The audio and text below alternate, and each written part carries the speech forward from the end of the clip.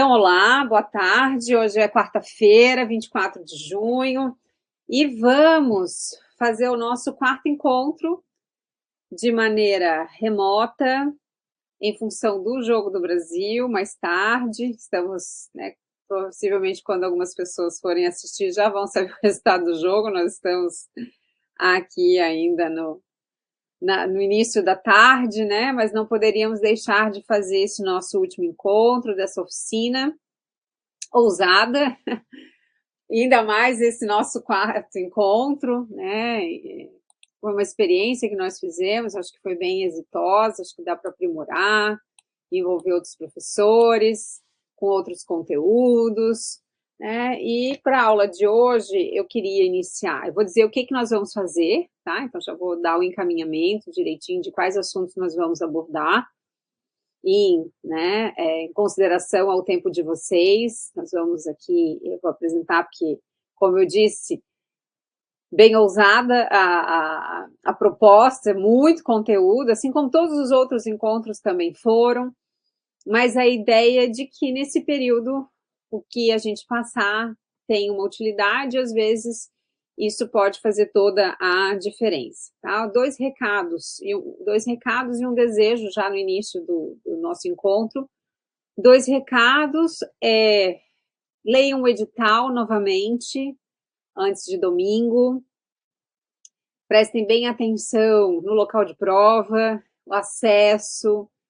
Lembrem-se, né, que é um concurso com muitas inscrições. Isso não quer dizer que a vaga está lá não seja de vocês, e será. Mas, gente, o deslocamento na nossa cidade é complicado. Então, o primeiro recadinho que eu dou sei que vocês já sabem, mas sabe aquele reforço? Então, prestar bem atenção, tipo de caneta, o que pode, o que não pode, né? Às vezes, por um deslize, eu sempre brinco, né? Vamos viver num simples bem bom, aprovado no concurso do TJ, né? Uma vida bem boa, uma vida maravilhosa, uma atividade profissional muito, muito importante, socialmente muito útil. Então, vamos, né, ser felizes e vai dar tudo certo, mas não vamos errar no básico. Não vamos errar no básico, né? Então, não pode chegar né, esbaforido, onde vai estacionar carro, se vai de transporte coletivo, lembrar que é domingo. Então, todas essas questões que não podem comprometer o emocional de vocês, né? O tempo é curto de prova e tudo faz diferença, tá? Então, lembrem-se disso no domingo, no momento de deslocamento para a prova, tá? O segundo recado de imediato, que também eu já falei nos nossos encontros anteriores, que eu vou reforçar, é o seguinte, gente. Fizemos uma imersão nas questões da Fundação Getúlio Vargas. Hoje nós vamos até trabalhar menos nas questões, porque, né, tem alguns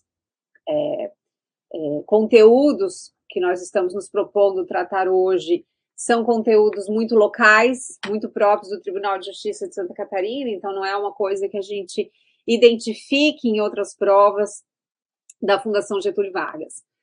Mas, né, mesmo nessas que a gente não vai ter muito como referência, lembrem-se que o formato da prova da Fundação Getúlio Vargas é pegar um enunciado com muitas informações muitas vezes que não são relevantes para a resposta, então exige muita atenção na hora de responder, e de tudo que está ali, tem uma pergunta, normalmente, que eles estão fazendo, que está naquele bolo daquele enunciado. Então, muita atenção na leitura, né? Nós fizemos isso nos nossos outros encontros, na última aula mesmo, quando estávamos falando do Código Civil e da questão de domicílio. Então, eles jogam um monte de cidade, um monte de situação, e dali a gente tem que extrair a resposta. E é sempre assim, tá? Então, não esqueçam disso.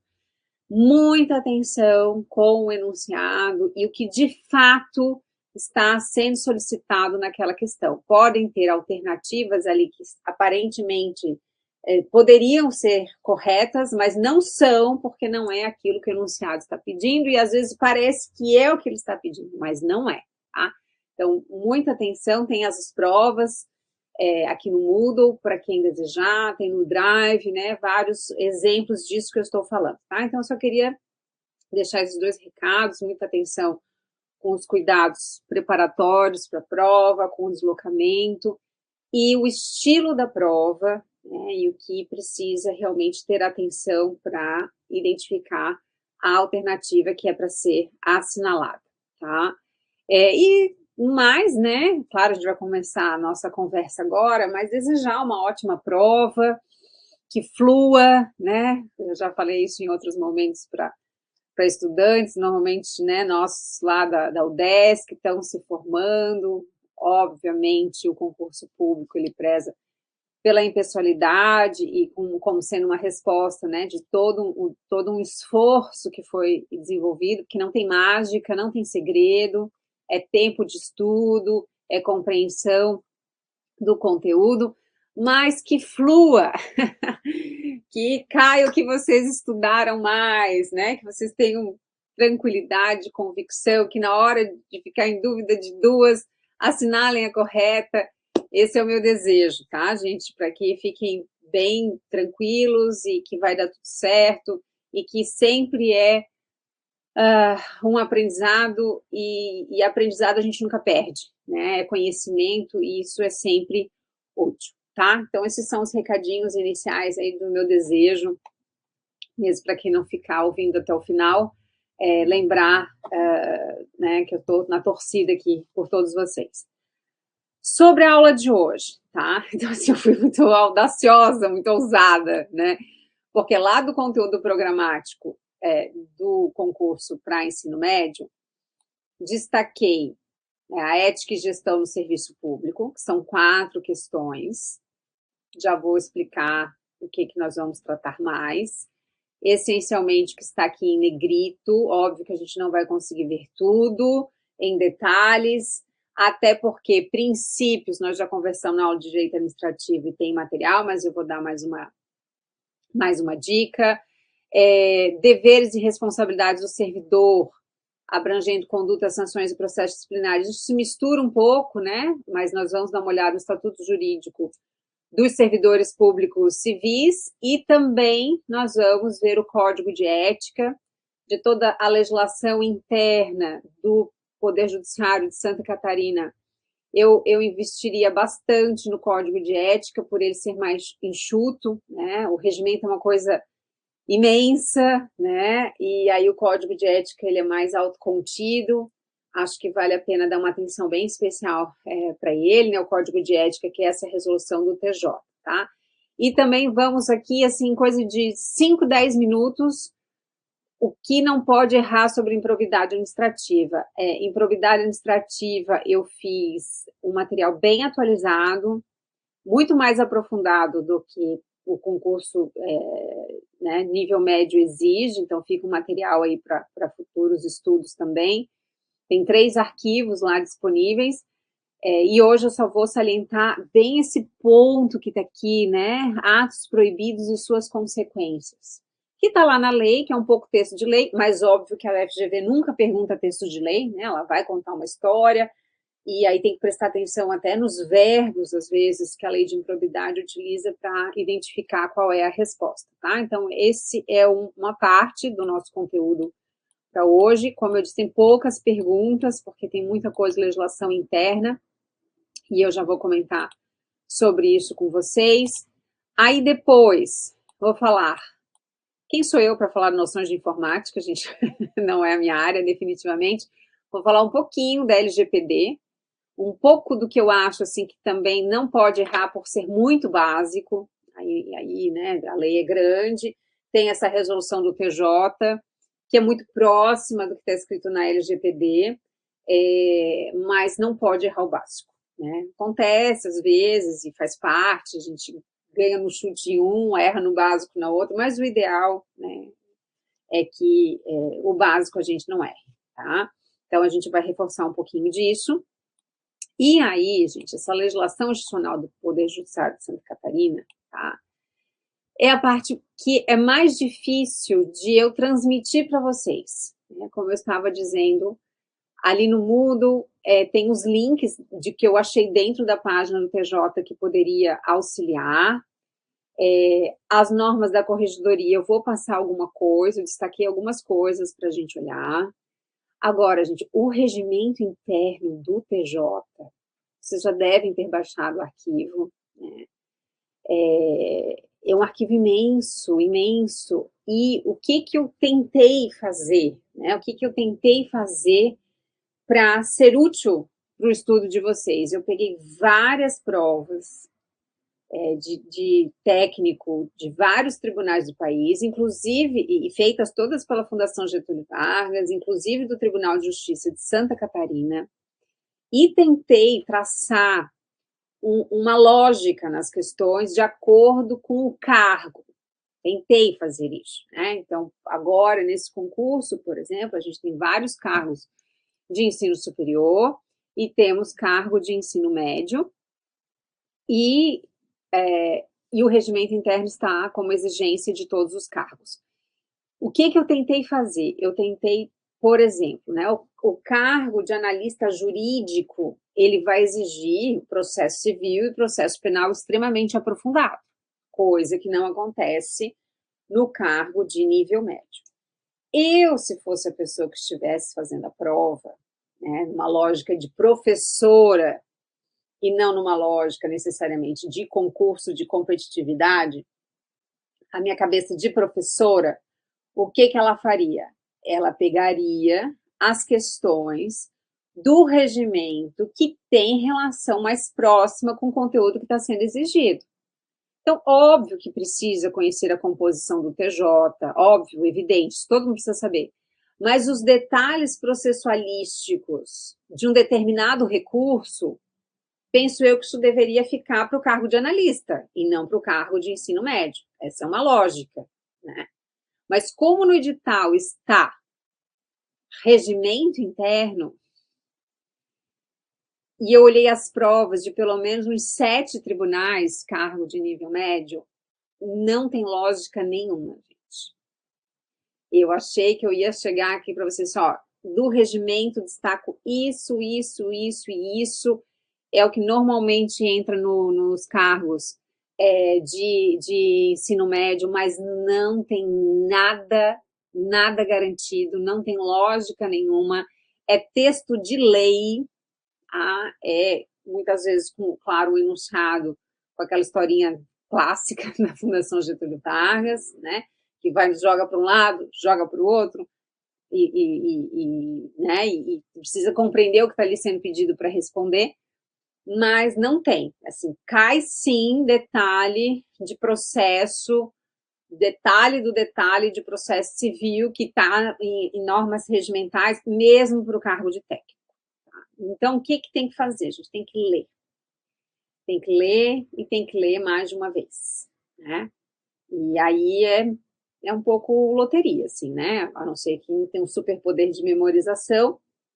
Quanto mais a gente lê, mais a gente aprende, claro, né? Uma leitura é muito pouco, mas isso que eu quero dizer para vocês. Por isso que eu já estou falando no começo, porque, por exemplo, o regimento interno, eu não vou conseguir abordar os aspectos principais. O que eu vou fazer, né, como eu já apresentei anteriormente para vocês, é o código de ética e algumas regras da corregedoria, e esses outros conteúdos que eu já destaquei também, tá?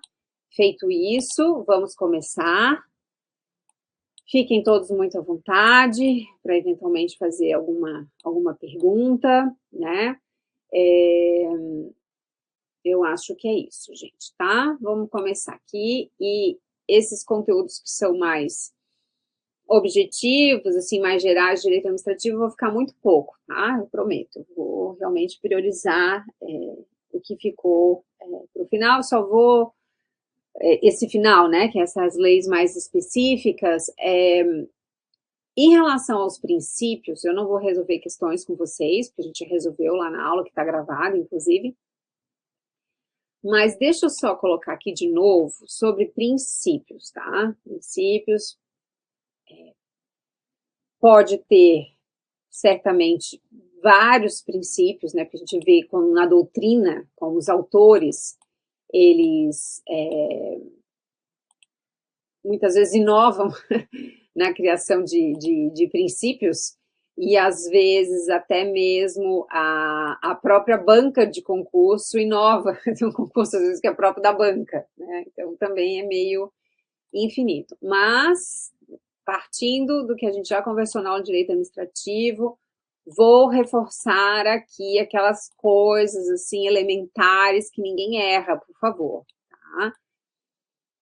Princípios. Lembrem-se dos princípios constitucionais expressos, que é o LIMP. Então, princípios constitucionais expressos da administração pública. Não vamos errar isso, né? Prestem bastante atenção se estão falando de princípios explícitos, expressos ou princípios implícitos, tá? Então, o que a gente faz em direito administrativo, que eu também já tinha comentado? Precisa ler administrativo em geral, artigo 37 da Constituição, 37 e 38, essencialmente. Não é suficiente, mas o que cair a partir dali ninguém vai errar. Também não deixem de ler a Lei de Licitações, a 14133, né? E, para o assunto de princípios, bem brevemente, lembrar, gente, a Lei 9784 de 99. Se o direito administrativo ficou para o final, não tem mais muito tempo, hoje é quarta-feira, façam isso que eu acabei de dizer. Leiam a Constituição, artigo 37 e 38, leiam a Lei de Licitações e leiam a Lei 9784. Porque com a Lei 9784 eu resolvo muita coisa de organização da administração pública, alguns conceitos, atos administrativos e também a parte de princípios. E por que eu estou falando isso? Eu estou falando porque aqui, né, tá a Lei 9784 de 99, se não for dar para ler tudo, pelo menos ler o artigo 1º, 2º e 3º. O artigo 1º, né, que apresenta a lei, o artigo parágrafo 2º do artigo 1º, que vai, bem importante, fazer a distinção, diferenciação entre órgão e entidade, que é fundamental, e eu não vou repetir aqui, porque a gente tem bastante coisa para fazer até às 16h30, e quero lembrar, o artigo 2º da Lei 9784 de 99 vai trazer uma lista de princípios, alguns repetindo princípios da Constituição e outros não, outros são princípios infraconstitucionais, ou pelo menos são princípios que estão implícitos dentro da Constituição, tá? E o que é legal aqui da 9784/99 é que eu tenho no caput a lista dos princípios, né? Legalidade, finalidade, motivação, razoabilidade, proporcionalidade, moralidade, e aí interesse público também, eficiência, de forma mais específica, ampla defesa e contraditório para o processo administrativo, porque essa lei é uma lei de processo administrativo, mas os seus conceitos, né, têm muita abrangência além da esfera nacional e além da questão do processo administrativo, e aí, só repetindo, eu não vou ler aqui com vocês para a gente poder avançar. A lei, nos seus incisos, ela dá alguns conceitos para esses princípios, né? Então, já vi também muita questão, assim, trabalhando os conceitos dos princípios a partir da Lei 9784 de 99, tá? Então, não é tão difícil de identificar sobre o que cada um deles está tratando aqui, tá? Então, fica essa dica para ser repassada nesses momentos anteriores. Então, tá. Então, princípios, não vou passar princípios de novo, a gente já viu isso em direito administrativo, era só realmente para chamar atenção quanto a isso. Ótimo. Vamos conversar um pouco agora sobre a lei do servidor público de Santa Catarina. No caso do PJ, assim como é o caso da UDESC também, então a UDESC, né? Nós somos servidores públicos estaduais. Aplica-se para nós a Lei 6745 de 85, que é uma lei anterior à Constituição de 88, né? Então, há coisas nela que não foram recepcionadas, e há sim, dispositivos que foram modificados por outras normas. Mas da mesma maneira que acontece na UDESC, o TJ, né, ele trabalha com o Estatuto dos Servidores Públicos Civis de fundo e vamos ter normativas específicas, porque, por exemplo, a UDESC também tem um regimento interno que também traz infrações administrativas e que também traz sanções administrativas ao comportamento dos servidores da UDESC. A mesma coisa em relação ao Tribunal de Justiça e, da mesma maneira, a parte dessa Lei 6745, que tratava sobre os procedimentos disciplinares, foi revogada por leis específicas. E aí, até na última aula, eu comentei, né, para quem estava na última aula, que eu estranhava, assim, que, tem aqui o estatuto, fala de processos disciplinares, mas a indicação da lei não está ali, mas no curso superior está. Então, eu não vou abordar com detalhes com vocês, já que o foco nosso aqui é ensino médio, mas lá na parte da corregedoria, algumas informações serão trazidas, e eu vou querer chamar também a atenção de uma coisa bem importante dentro do Código de Ética e da Comissão de Ética, porque sobre os procedimentos, só adiantando mais um pouco, no caso do Estado de forma geral, a gente tem a Lei Complementar 491 de 2010, que traz o procedimento, que daí vai falar de sindicância preparatória, sindicância investigativa, de processo administrativo disciplinar. E no caso do Poder Judiciário, tem uma lei complementar própria, que traz o procedimento, que no cargo de ensino médio não está, mas no cargo de ensino superior, sim, que é uma lei complementar de 2015. Então, por que eu estou falando isso tudo para vocês? Porque eu selecionei uma parte do Estatuto dos Servidores Públicos Civis, que ele também é imenso, e tem muitas coisas que são tratadas aqui, né, e que não se aplicam necessariamente ao TJ, mas essa parte, penso que ela deve ser aplicada. O que eu chamo atenção, né, o que eu extraí, o que eu acho que deve ser o nosso foco, considerando ali como está colocado no edital, né, os deveres. Então, é o título 5 do Estatuto dos Servidores Públicos Civis. O capítulo 1, acho que não precisamos nos preocupar, mas o capítulo 2, sim, tá? O capítulo 2 vai falar sobre as responsabilidades.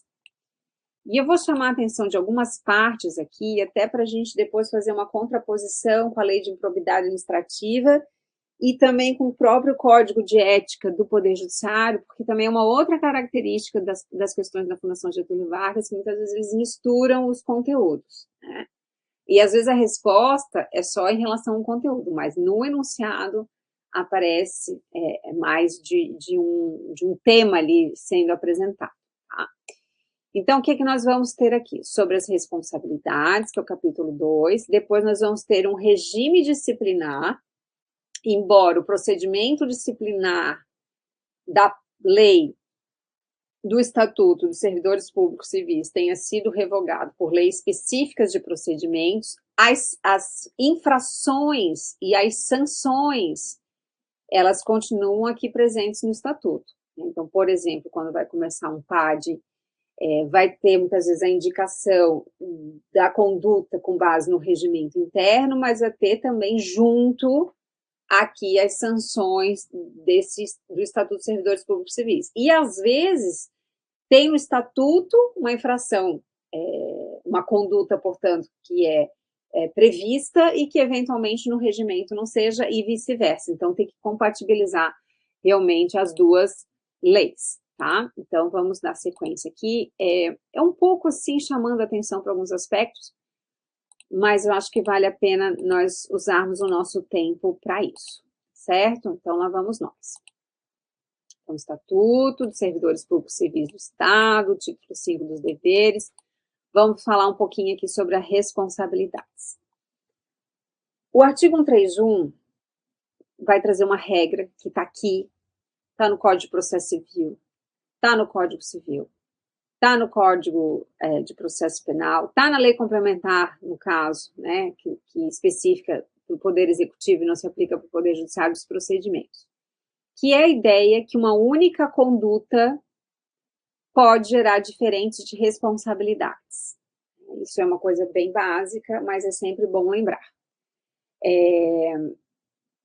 E esses sistemas jurídicos, civil, administrativo e penal, eles são independentes entre si.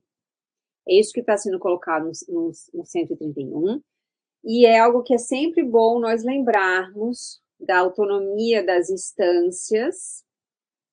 Então, não é porque não foi responsabilizado em um que vai ser necessariamente inocentado nas outras esferas. A relação existente, que não está escrito aqui, mas sempre bom reforçar, sempre importante reforçar.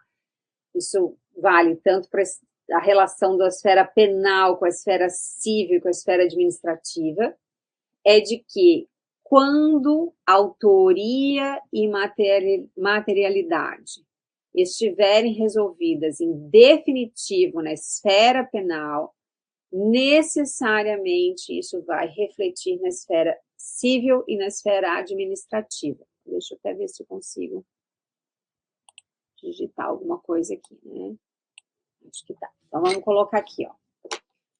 Quais são as questões essenciais? Não sei que letra bonita foi essa que ele inventou aqui para mim, mas vamos lá.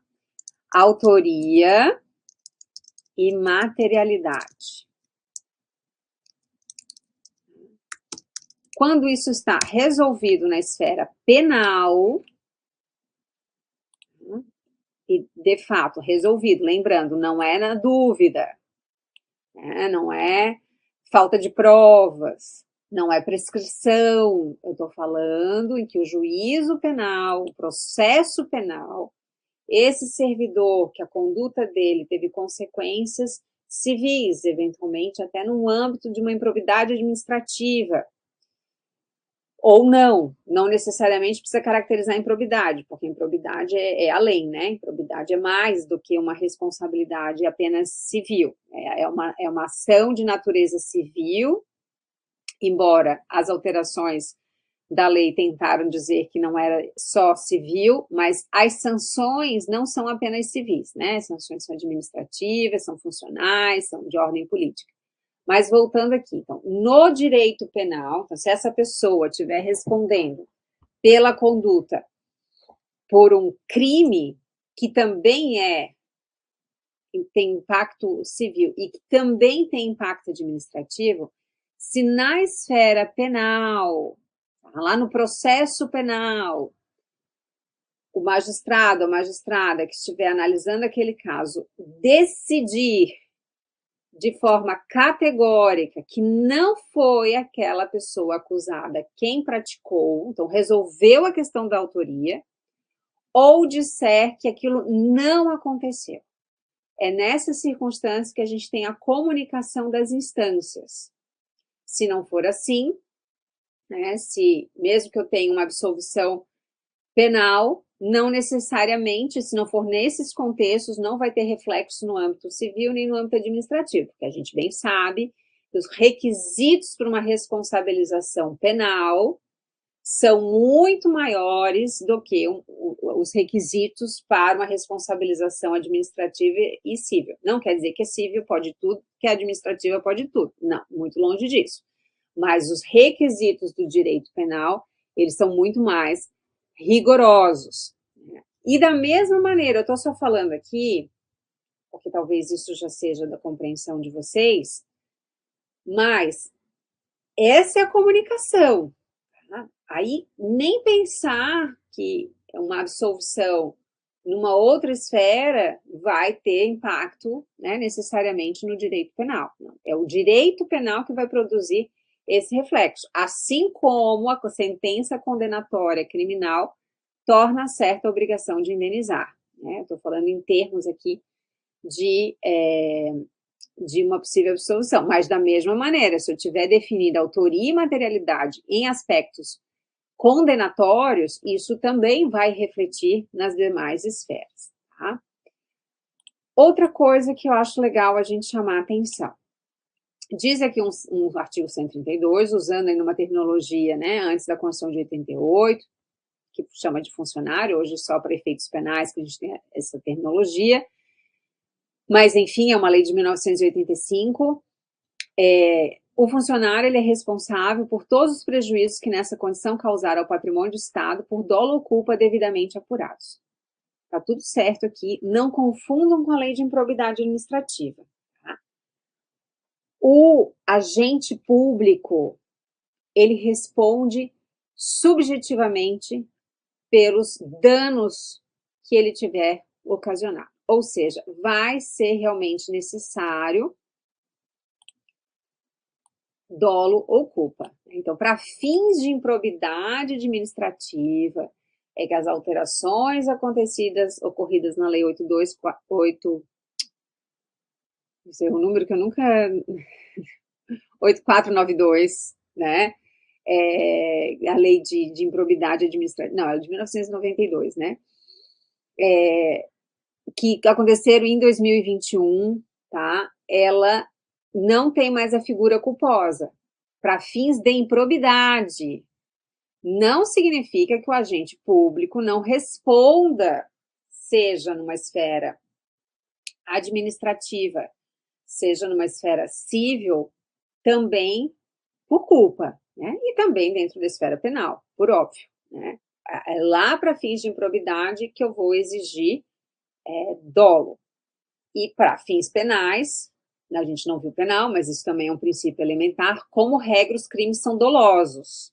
Existe a excepcionalidade do crime culposo. Mas, enfim, esse artigo 132, ele está de acordo com o artigo 37, parágrafo 6º da Constituição, que diz que a responsabilidade do Estado, ela é objetiva, mas a responsabilidade do agente público é uma responsabilidade subjetiva, porque depende da caracterização de dolo ou culpa. O que mais que a gente tem aqui que é legal chamar a atenção, tá? Na linha do que a gente já conversou, né, o pagamento da indenização a que ficar obrigado não exime o funcionário da pena disciplinar em que incorrer, já vou falar dessa palavrinha pena, mas enfim, são esferas distintas, sempre partam desse raciocínio, são esferas distintas. O capítulo 3 vai falar do regime disciplinar, tá? Quais são as sanções da esfera administrativa num contexto do poder administrativo disciplinar, de repreensão e de sancionamento do agente público, quais são as sanções que ele pode ser submetido. Aí, lembrando, essa palavrinha penas eu não gosto da palavra penas que não seja na esfera penal, e eu não gosto dessa palavra também na lei de improbidade administrativa, mas ela aparece, tá? Quando está aparecendo aqui. Eventualmente pode aparecer na prova também, porque esse é o texto da lei. Mas são sanções disciplinares, tá?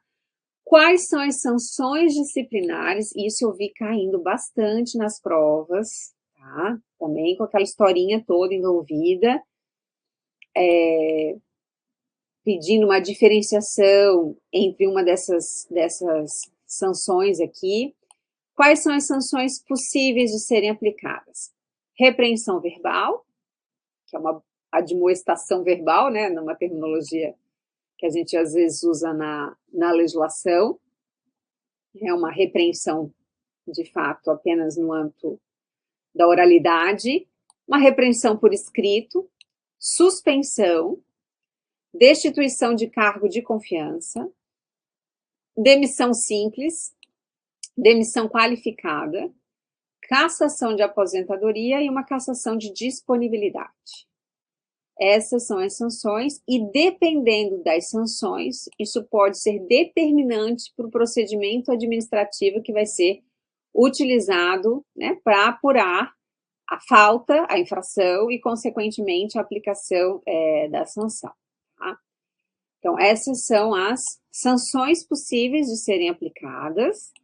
E a própria lei vai dizer quais são as puníveis com demissão qualificada ou simples, quais são as puníveis, né, com demissão simples, quais são as puníveis com suspensão de até 30 dias, quais que são puníveis com suspensão até 10 dias e quais são as puníveis com repreensão.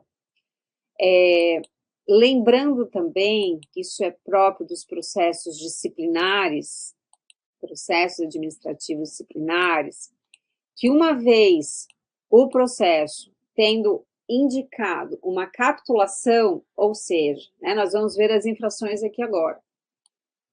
Uma vez, né, que a portaria que abre o PAD, ele colocar como conduta e infração fatos que levam a uma definição da infração que foi realizada, por exemplo, aqui, né? Estou pegando dilapidação do patrimônio público, lesão aos cofres públicos. Eu não posso, comissão disciplinar, autoridade competente para aplicação da sanção, não aplicar a sanção de demissão. Eu não posso dizer assim, não, mas ele é um ótimo servidor, ele é primário, isso nunca aconteceu, não, vamos dar uma chance. Isso não existe, tá? Isso não existe. Então, a responsabilidade é desde quando se define a portaria de abertura do PAD. Eu não tenho modulação da aplicação da sanção que vai ser aplicada para aquela infração. Se a infração que foi indicada no processo a ser apurada e se conclui pela sua presença, eu não modulo, não existe modulação da sanção que vai ser aplicada, tá? Vamos dar uma olhada aqui, porque se vocês não tiverem tempo para olhar depois, vamos fazer isso juntos agora, tá? Então, quais são as infrações disciplinares que são punidas com demissão qualificada ou simples? Qual é a diferença entre demissão qualificada ou simples? A demissão qualificada é aquela que impede a pessoa de assumir outro cargo público por um período de 5 a 10 anos. Isso é demissão qualificada. Então, ela perde o seu cargo público, ela fica impedida também, por esse prazo extenso, de 5 até 10 anos, de assumir um outro cargo público, seja via concurso, seja um cargo comissionado. Tá? É bem grave, portanto, tanto a sanção e consequentemente, dentro de uma proporcionalidade, a prática da infração. Né? Então, quais são? Lesão aos cofres públicos, dilapidação do patrimônio público, qualquer ato de manifesta improbidade no exercício da função pública. Esta lei não fala o conceito de improbidade e nem faz uma remissão à Lei 8429, de 92, tá? Então, só lembrando, gente, o fato, isso é esfera administrativa, né? Se faz uma lesão aos cofres públicos, se gerou um prejuízo aos cofres públicos, se gerou um dano ao erário, isso também é ato suscetível de responsabilização por improbidade administrativa e, eventualmente, também por uma responsabilidade penal. A comissão disciplinar aqui vai cuidar da esfera administrativa para aplicar a sanção da esfera administrativa e depois a gente vê quais são as comunicações possíveis, né? Então, se a pessoa já reparou totalmente o prejuízo em uma das esferas, né? Então, essa consequência, eventualmente, a gente não vai trabalhar em uma delas, né? Se já foi resolvido em uma. Mas a sanção, uma não substitui a outra. O procedimento, um não substitui o outro, tá? Então, lá vamos nós. O que mais que é punível com demissão qualificada ou simples? Bastante, mas deixa eu... Aqui. Não, são essas três. São essas três. Todos os incisos são já da demissão simples. Esses são os mais graves, portanto. Aqui, lá vamos nós. Senão a letra fica muito pequenininha. Vamos deixar assim. Demissão simples, tá? Olha só. Pleitear como procurador ou intermediário junto às repartições públicas, também terminologia bem década de 80, salvo quando se tratar de percepção de vencimento e vantagem de parentes até segundo grau. Então, eu não posso interesses, né? Intermediar interesses. Inassiduidade permanente. Inassiduidade intermitente. Isso aqui caiu no concurso 2024. Tá? Bem isso aqui. E contando que a pessoa faltou tantos dias, que ó, tem um conceito direitinho. Então, a chance de isso cair de novo é baixa, né? Então, o que é inassiduidade permanente? O que é inassiduidade intermitente? Ó, inassiduidade permanente, ausência ao serviço sem justa causa por mais de 30 dias consecutivos. Inassiduidade intermitente, e era um caso intermitente, ausência ao serviço sem justa causa por 60 dias, intercaladamente num período de 12 meses. Então, isso já entrou na prova passada. Suspeito que não caia, mas, né, eventualmente o avaliador desta prova não é o mesmo da prova passada, e às vezes o avaliador de agora não olhou a prova passada, né? Então, não podemos também abandonar completamente. Acumulação ilegal de cargos ou empregos públicos, tomar muito cuidado com isso, e lembrar que tivemos uma emenda Conchão recente que alterou lá, né, quais cargos é possível acumular. O que alterou foi o de professor, né, que antes exigia que fosse um outro cargo, compatibilidade de carga horária, e que fosse um cargo técnico, agora professor com outro cargo, desde que tenha compatibilidade horária. Tá? Ofensa física fora do serviço, mas em razão dele, participar da administração de empresa privada. Eu não vou ler em detalhes, né, gente, porque não tem muito sentido. Vocês podem fazer isso, só contextualizando aqui. Exercer comércio em circunstâncias que lhe propiciem beneficiar-se do fato de ser também funcionário público. Atribuir a pessoa estranha. Cada um desses aqui dá uma pergunta, né? Atribuir a pessoa estranha a repartição fora dos casos previstos em lei de desempenho de encargos que lhe competirem a seus subordinados. Revelar ou facilitar a revelação de assuntos sigilosos que conheça em razão do cargo. Falsificar ou usar documentos que saiba falsificados. Ineficiência desidiosa no exercício das atribuições. Esses são os casos de demissão simples. Puníveis com suspensão de até 30 dias. Ofensa moral contra qualquer pessoa no recinto da repartição. Dar causa à instauração de sindicância ou processo disciplinar imputado a qualquer funcionário em infração de que o sabe inocente. Isso hoje é crime também, é crime de abuso de autoridade. Indisciplina ou insubordinação, inassiduidade, impontualidade, faltar a verdade com má fé no exercício das funções, obstar o pleno exercício da atividade administrativa vinculada a que esteja sujeito o funcionário, deixar de cumprir ou de fazer cumprir na esfera de suas atribuições as normas legais a que esteja sujeito, subjetividade, então se a gente aprofunda esse estudo, muita gente vai dizer, né, que não poderia ser assim tão aberto, mas enfim, está aqui. Deixar por condescendência de punir subordinado que cometeu infração disciplinar, ou, se for o caso, de levar o fato ao conhecimento da autoridade superior,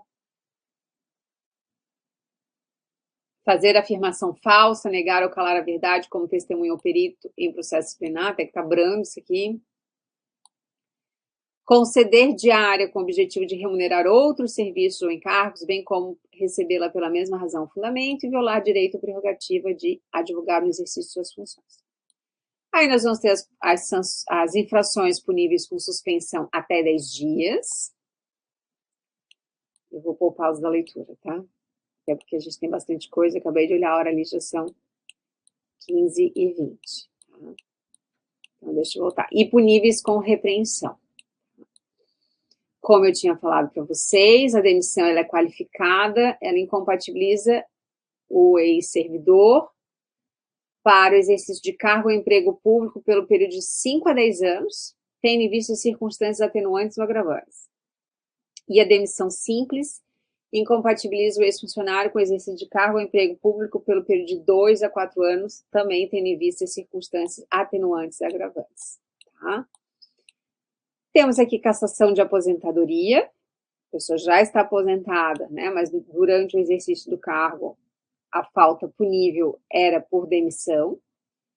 E a questão da disponibilidade são aquelas pessoas, o que é estar em disponibilidade?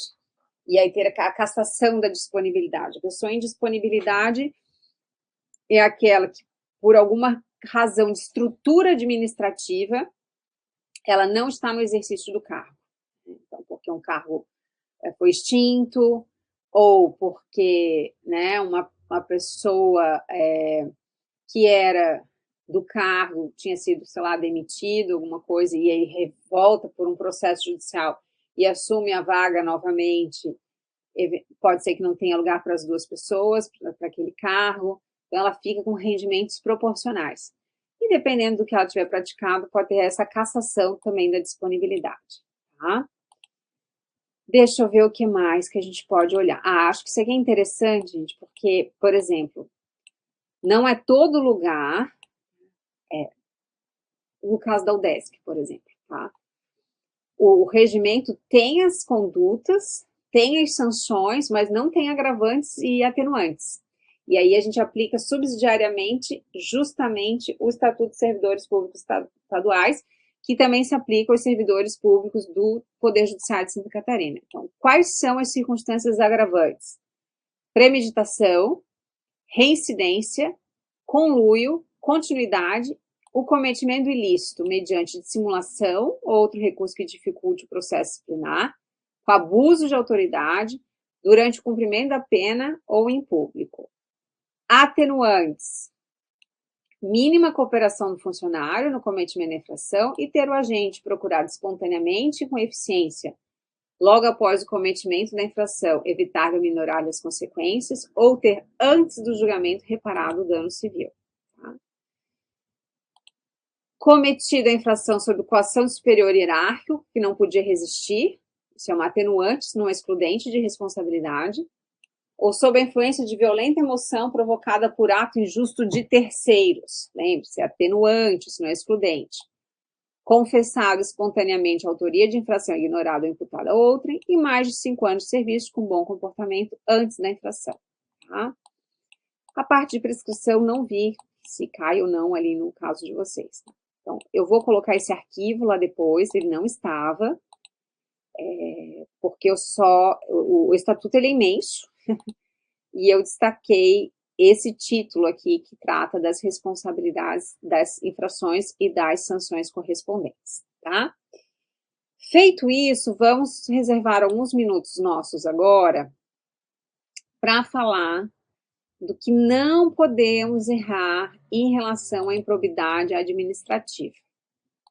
Vou repetir, gente, olha só, tem um vídeo de 2 horas lá, aí com muitos detalhes, e como eu falo lá no vídeo, estou aguardando o julgamento de 2 ADIs do Supremo Tribunal Federal para fazer a atualização.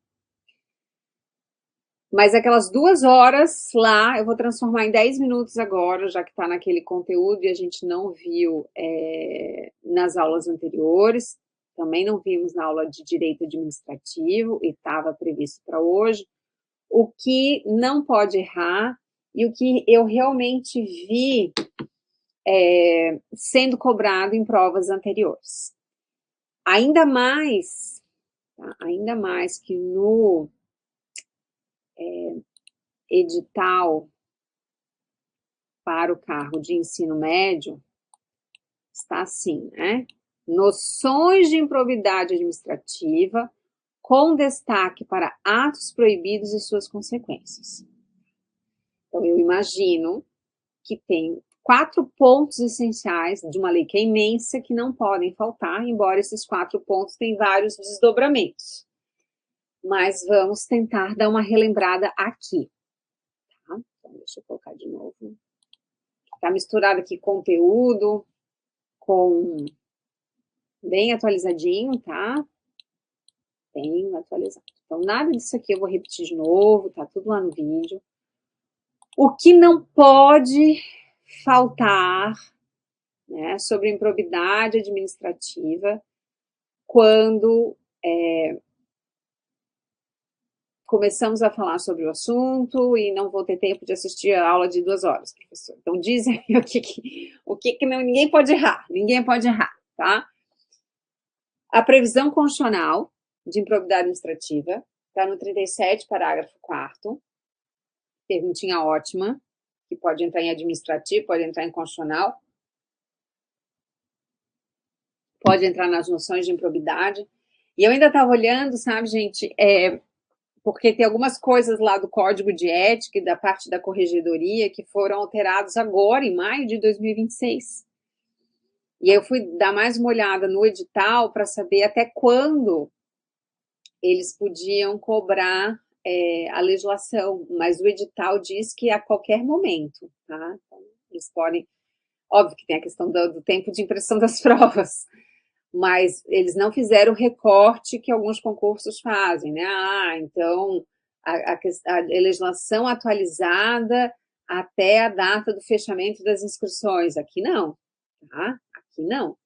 Aqui todas as alterações tá valendo, não tem esse limite não, e eu achei também bem interessante que eles colocam lá no início que toda a aplicação jurisprudencial válida do Supremo Tribunal Federal, então para até não ficar só no texto de lei, né? Embora eu acredite, como eu já falei várias vezes, que para a prova de ensino médio, essas minúcias, né, e especialmente de repercussão, súmula até tudo bem, né, súmula vinculante, mas ainda, agora repercussão geral, eu espero que isso não apareça nas provas de nível médio. Mas vamos lá, improbidade, então, o que não pode errar, o que não podemos esquecer, o que né, com essas ferramentas aqui, eu pelo menos consigo eliminar algumas alternativas, se for o caso, para ficar entre uma e duas, vamos lá, tá? Então, a improbidade foi elevada a status constitucional em 1988. Nesse contexto, ela já existia no ordenamento brasileiro, né, em outros contextos. As sanções que a Constituição traz, elas foram repetidas pela Lei 8429, mas elas foram ampliadas pela Lei 8429. Então, a previsão constitucional é que são, deixa eu ver se tem um destaquezinho aqui, suspensão dos direitos políticos, perda da função pública, indisponibilidade dos bens e o ressarcimento ao erário. Indisponibilidade dos bens, na leitura da 8429, não é exatamente, não é uma sanção, não é uma cominação, ela é uma medida cautelar, né? Então, eu vou decretar a indisponibilidade dos bens para ter um resultado útil do processo, tá? Mas mesmo assim, aqui fala de suspensão dos direitos políticos, perda da função pública e ressarcimento ao erário. A Lei 8429 de 92 vai trazer outras combinações, que a gente já vai relembrar. Essa lei que a Constituição está falando é justamente a 8429 de 92, que sofreu profundas alterações em 2021, em outubro de 2021, pela Lei 14.230.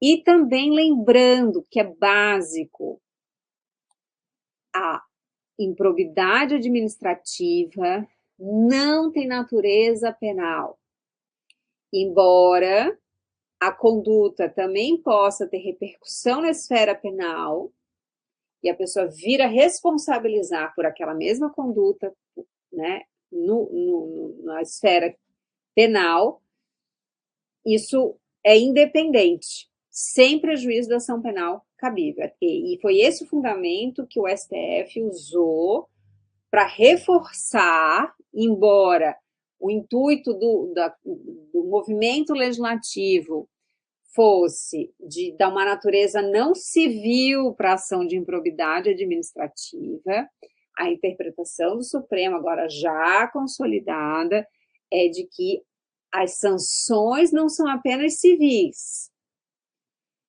né? É um ilícito civil qualificado, e as sanções não são só civis, as sanções são funcionais, administrativas, portanto, também sanções políticas. Mas a ação de improbidade administrativa tem natureza civil. Tá? Outra coisa também, o ressarcimento de danos, que aí é o parágrafo 5º, e não necessariamente por improbidade administrativa, ressarcimento de danos, por atuação dolosa, eles são imprescritíveis. Isso aqui foi um julgado assim super apertado do STF, um voto de diferença, parte dizendo que era tinha que ter prescritibilidade por conta da segurança jurídica, mas acabou vencendo, a partir de uma leitura feita do parágrafo 5º, é que eles são imprescritíveis, né? As ações de ressarcimento são imprescritíveis. Tá? Então, isso aqui é da Constituição. Da lei 8429 de 92, que ninguém vai poder errar, gente. Ninguém vai poder errar o conceito de agente público, que está em verdinho aqui, tem toda a explicação lá no vídeo e aqui também, mas verde é que o STF já confirmou a constitucionalidade, tá? Voltando, que ninguém vai poder errar,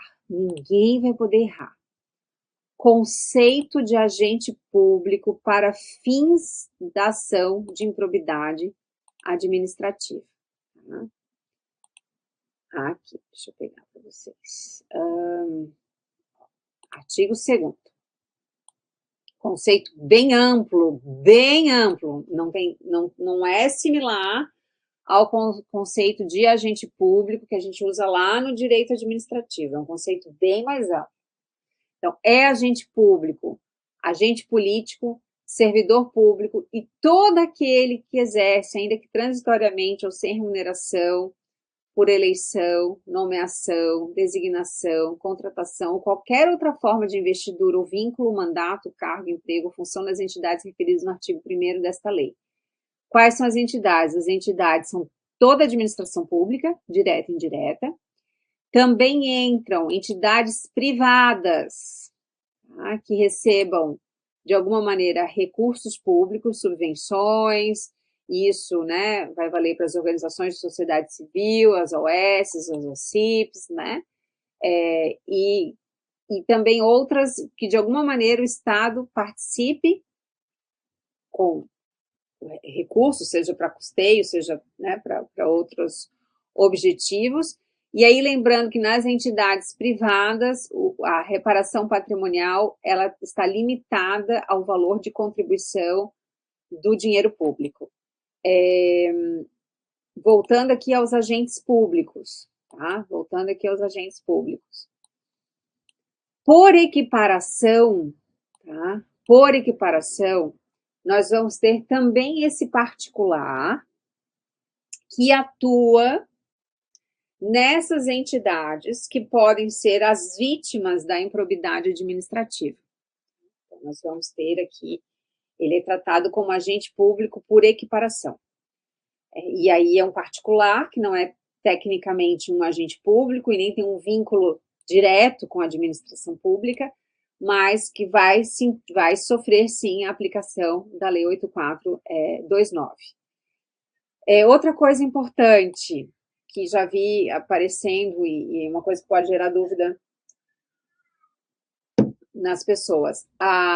Estagiário, gente, para fins da 8429, são tratados como sendo agentes públicos, tá? Então, são agentes públicos, porque, veja, o conceito ele é bem extenso. O estagiário, ele tem remuneração, mas ele, no conceito clássico de agente público, ele não está contemplado. E aqui ele vai ser contemplado. Outra coisa, já estou chegando ali nas sanções, tá? Esses detalhes aqui eu não vou tratar com vocês. Outra coisa importante, particulares mesmo, né, que não é essa pessoa responsável por uma organização da sociedade civil que receba dinheiro público. O particular que não está alcançado pela lei, pelo conceito de equiparação, que nesse caso, né, eu tenho uma situação que só um particular esteja no polo passivo, mas ele está sozinho no polo passivo, porque ele está numa equiparação ao agente público. Quando é um particular, seja pessoa física, pessoa natural, seja pessoa jurídica. Seja a pessoa jurídica empresa, né, seja, né, um sócio administrador dessa empresa, que teve, né, participação nas decisões, que foi decisiva ali para a prática do ato de improbidade administrativa. Ele pode estar sozinho no polo passivo? Não, tá? Não. Então, a Lei 8429 de 92, ela é voltada essencialmente para a responsabilização do agente público. Particulares podem responder por improbidade administrativa? Sim, sim. Por equiparação, estarão, independentemente de ter um outro agente público no polo passivo. Particular que não se encaixe no conceito de agente público por equiparação pode estar sozinho no polo passivo? Não. E aí eu tenho que ter um agente público. Óbvio, né, que eu vou ter outros mecanismos de responsabilização, mas eu não vou poder usar a Lei de Improbidade Administrativa, a LIA, né, a Lei de Improbidade Administrativa. Tá. Agora, isso aqui era uma introduçãozinha, acho que já passou o tempo que eu tinha previsto, mas agora lá vamos nós. Diz ali o edital que é para estudar bastante os atos de improbidade administrativa, porque a lei não dá um conceito de atos de improbidade administrativa. O que a lei faz é fazer uma classificação dos atos de improbidade administrativa. De que maneira? Dividindo esses atos de improbidade administrativa em 3 artigos: 9º, 10 e 11. 9º, enriquecimento ilícito. 10, dano ao erário. 11, violação aos princípios da administração pública. Para cada um desses artigos, 9º, 10 e 11, 9º, enriquecimento ilícito, 10, dano ao erário, 11, violação aos princípios da administração pública, nós temos uma lista de incisos trazendo quais são essas condutas. Importante. Em 2021, a gente teve essa mudança bem decisiva, e eu vi questões bem recentes falando assim, ainda fazendo uma referência à Lei 14.230. Ela fez mudanças bem consideráveis. Em resumo, quais foram as mudanças bem consideráveis? 1. Só existe improbidade administrativa por dolo. Não existe mais a modalidade culposa de improbidade administrativa. Ela existia antes? Existia apenas para o artigo 10, do dano ao erário. Não existe mais. Não acho que vai cair na prova de vocês, porque ele está limitado. Mas, já que quase falei aqui, lá vou eu. Essa alteração na lei retroage para atos praticados antes da 14.230 de 2021, STF decidiu já definitivamente que a norma é não retroativa, porque qual era a lógica de quem estava, né, fazendo essa movimentação legislativa, como eu já falei? Tirar a natureza civil para que, por ser um direito administrativo sancionatório com grave repercussão, se aplicasse as garantias do processo penal e, como a lei nova é mais benéfica, elas retroagisse. Não foi isso que o STF decidiu. O STF decidiu que a lei não retroage. Então, se aparecer para vocês, né, até porque tem a LINDB, a Lei de Introdução às Normas do Direito Brasileiro, no conteúdo também, então eles podem misturar uma coisa na outra. Retroage? Regra, não. Então, a resposta é não. Agora, se tiver uma vírgula, a vírgula é a seguinte: o STF admite que não se responsabilize mais pela modalidade culposa em processos que ainda não tenham transitado em julgado. Mas a afirmação é não retroage, só que o STF fez essa modulação aí, né? Ele deu essa flexibilidade, essa flexibilizada. Então, se já transitou, se está em fase de execução de pena, se já é uma coisa consolidada, não se mexe. Agora, se ainda está no trâmite processual, passa sim a ser necessário apreciar se a conduta foi praticada com dolo. Então, eu falei uma coisa importantíssima da alteração da lei: não existe mais improbidade culposa. O artigo 10 tinha essa previsão, não existe mais. Tá? Outra coisa que também é decisivo, que é gritante, assim, uma mudança do sistema, que dá muita polêmica, e algumas coisas ainda estão em aberto no STF sendo decidido, que é o seguinte: o artigo 9º e o artigo 10, eles têm uma lista de condutas que são exemplificativas, tá? O artigo 11, que é o de princípios, que é onde tinha bastante problema pela amplitude, né, de situações que ali se encaixavam, ele se tornou um elenco exaustivo. Ou está ali na previsão, ou não é improbidade administrativa. Não esqueçam, só dolo. E a alteração, outra fundamental, é que princípio se tornou um rol exaustivo. Provas, professora, provas da Fundação Getúlio Vargas sobre improbidade. Eles vão contar uma historinha, vão colocar aqui o João, né? Vão colocar aqui, como a gente viu, vários nomes, Maurício, Valentina, um monte de gente aparecendo, tá? Eles vão pegar um desses incisos, vão colocar uma situação fática em cima desse inciso e vão pedir para vocês dizer qual é a sanção cabível. Vi muito isso acontecendo. Então, encaixa perfeitamente. Eu falei essas outras coisas todas para vocês aqui, mas quando a gente pega o edital que coloca que improbidade com destaque para atos proibidos e suas consequências, é isso. É o artigo 9º, é o artigo 10, é o artigo 11 e o artigo 12. Não vou ler tudo para vocês, tá? Lá no vídeo eu leio um pouquinho mais, mas também não leio tudo, porque são muitos os incisos, principalmente do artigo 9º, do artigo 10, tá? Deixa eu botar aqui de volta a improbidade, que eu tenho 3 arquivos aqui, tá? O que eu vou pedir, vocês e vocês? Ler com muita calma. Parte-se da ideia que o artigo 9º, como é o enriquecimento ilícito, a pessoa coloca no seu patrimônio. Deixa eu ver como é que está a internet aqui, gente. Deu uma falha para mim. Vocês estão me ouvindo? Deixa eu ver. Ah, voltou. Deve ter dado uma falha aqui só. Já voltou aqui. O aviso já disse que tá bom, tá? Então, o que eu sugiro?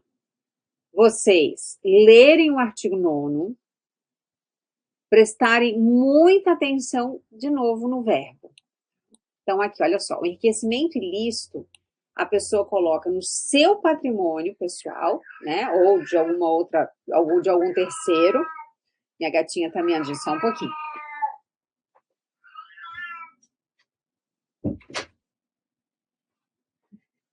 Coisas. Espero que fechando a porta agora a internet não fique horrível, mas vai dar tudo certo. Artigo 9º. Tá? Ler, aqui o verbo, e é um enriquecimento ilícito. Então, esse enriquecimento ilícito pode ter sido porque retirou do Estado, se apropriou aqui algo do Estado, mas não necessariamente, tá? Necessariamente foi uma propina recebida, foi uma vantagem oferecida por um particular. Tá? Então, leiam aqui os incisos, né? Receber para si ou para outro dinheiro bem móvel, perceber vantagem econômica, direta ou indireta. Tá. Aqui, ó, são danadinhos aqui, tá? O artigo 9º fala em utilizar em obra ou serviço particular qualquer bem móvel de propriedade ou à disposição de qualquer das entidades referidas no artigo 1º, bem como o trabalho de servidores, de empregados ou de terceiros contratados por essas entidades. Eu vi isso se repetindo em algumas provas, tá? O artigo 10 não é utilizar, é permitir. É praticamente o mesmo inciso, só que no enriquecimento ilícito está utilizando, e no artigo 10 está gerando um dano para o Estado, né? Não está gerando enriquecimento ilícito para a pessoa, ao acusado de improbidade, mas está permitindo que isso seja feito, então está gerando um dano ao Estado. Então, a gente vai ter aqui, né, esses incisos, e eu queria chamar a atenção em especial para esse, e são muitos os incisos, como vocês podem ver. O prejuízo ao erário, né, agora só existe a forma dolosa, como eu também adiantei, e da mesma maneira que o 9º é uma lista exemplificativa. E o artigo 11 o artigo 11 é essa novidade, né,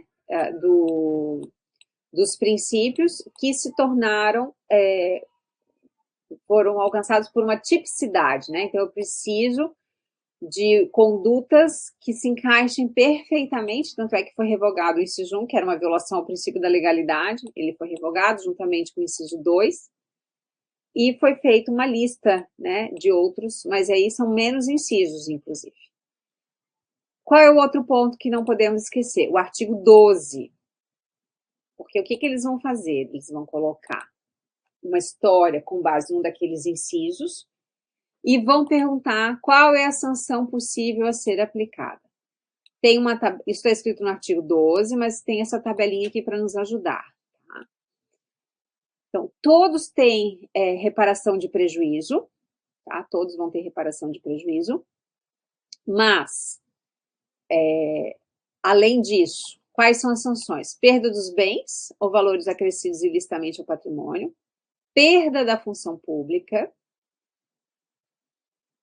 Ó, temos mudança, eu usei a palavra todos, né? Então, cuidado, né? Eu tô dizendo, as sanções possíveis são essas aqui: perda dos bens ou valores acrescidos ilicitamente ao patrimônio, perda da função pública, suspensão dos direitos políticos, pagamento de multa civil e proibição de contratar com o poder público. Na redação anterior da lei, todas as sanções eram possíveis de alcançar todos os atos, seja do 9º, do 10 ou do 11. A alteração feita em 2021 não tem mais, vamos lá, vamos já resolver isso, salvar como, não tem mais, né? Artigo 11, gente, assim, ó, pergunta boa. Artigo 11, não é mais possível perder função pública por violação de princípios, nos incisos ali previstos. Assim como não tem mais suspensão de direitos políticos, também pelo artigo 11. E perda dos bens ou valores acrescidos ilicitamente ao patrimônio também não vai ter, porque senão eu não vou encaixar no artigo 11, né? Aí eu vou encaixar no artigo 9º, que é o enriquecimento ilícito, e dano ao erário, se for essa circunstância, tá? Aí eu não vou trazer para o 11. Então, tem que tomar um pouquinho de cuidado. E mudaram algumas coisas aqui. Sobre perda da função pública, só se cabe ou se não cabe, tem uma discussão enorme no STF agora sobre que cargo que é, então eles não podem perguntar isso para vocês. Suspensão dos direitos políticos. Lembrem o seguinte, o artigo 9º, a princípio, é as condutas mais gravosas. Então, a sanção é mais pesada. Suspensão dos direitos políticos, no 9º é 14, no 10 é até 12 anos. Tá? A multa civil, qual é o valor? No 9º é o acréscimo patrimonial, então se houve um enriquecimento ilícito, é o que a pessoa, né, teve do seu patrimônio acrescido, e no caso do dano ao erário, é o valor do dano. Mudou bastante isso, tá? Porque antes eram outros parâmetros. E no caso de princípios, o parâmetro vai ser a remuneração, que também reduziu bastante. Antes eram 100 vezes o valor da remuneração e agora são 24. E a proibição de contratar com o poder público, né? Todos podem ter essa consequência.